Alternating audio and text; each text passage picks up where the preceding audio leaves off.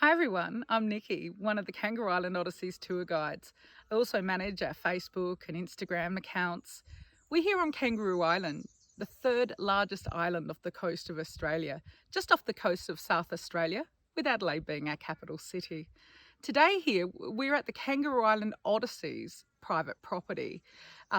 This property is a 342 hectare property, 300 being conservation or heritage bushland, and the other 42 is old farmland. We plant trees to offset our carbon emissions and also to regenerate that old farmland. So when you tour with Odysseys, you're not polluting. This property is actually about 15 kilometres north of Seal Bay Conservation Park. It's where we bring our guests to have our lunches, but also to have a wonderful nature walk searching for koalas and other wildlife. So we're going to take you for a little walk and see if we can spot you some fuzzy butts or koalas.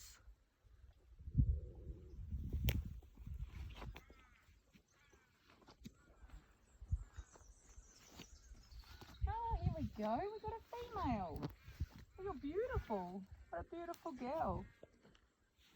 Now, this is one of our female koalas, and you can tell that because she's got a little nose and she's got a beautiful white chest. Males actually have a brown colour on their chest, which is their scent gland. Now, there's no such thing as a koala bear. They don't exist. Koalas are a marsupial. A marsupial gives birth to an undeveloped young, doing the development in the marsupium or the pouch. So no teddy bears, they're just koalas. Now, did you know koalas sleep for 18 to 20 hours a day? And it's not because they're drunk, stoned or lazy. Truth is, eucalyptus is very toxic. So they have very slow metabolisms to break down the toxins in the eucalyptus. And it's also nutritionally poor. So they're not getting enough energy to do anything else.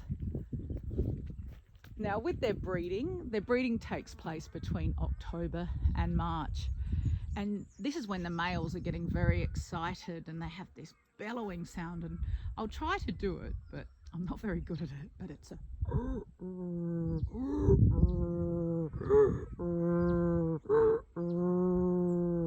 It's actually a really deep sound, one of the lowest sounds in the bush, which means it travels for a very long distance. So the female will be listening for the deepest Barry White tones because that means he's more virile. She'll head off in that direction and she will head into a tree. As soon as she can smell him, she'll head up into a tree knowing that he'll be able to smell her. Now he's getting more and more exciting, so the bellowing increases. He'll come down out of his tree and he'll go to her tree, rubbing his scent gland, so that brown mark on his chest, rubbing his scent gland on the trees, also putting a bit of pee on there as well. Male koalas are actually quite stinky. You can usually smell them before you see them. Now, he'll head up into her tree and he will try to start procreation. I'm not going to be calling it lovemaking because it's anything but. He's really quite rough. He's certainly no romantic. He's grabbing at her, biting her. She'll actually hang by her hands and try to get away from him. And she's screaming, doing this screaming sound like, get away, I'm not interested. But I will say it's over and done with very quickly. You don't want to be doing it for a very long time when you're up in a tree. So the male will mate with her and then he leaves. And then this is when the amazing stuff starts to happen. About a 30-day gestation and she will give birth to a little jelly bean joey. And we call it that because it's about the size of a jelly bean. It is pink, bald and blind, the most pronounced part of the forequarters, where it will have a short climb over the fur and into the rear opening pouch, where it will swallow down one of her nipples, staying attached to that for around about 5.5 months. At this time, it will eat a special feces prepared by its mother. So its first solid food is known as pap. Now this pap has special microorganisms, floras and bacteria to introduce into the joey's gut so it can go on to eat the very toxic eucalyptus. So not a very nice first food, but without it, it can't survive. At 6 months, it will start riding on mummy's chest, and as it gets a little larger and more adventurous, it will ride on her back, and then later exploring the trees.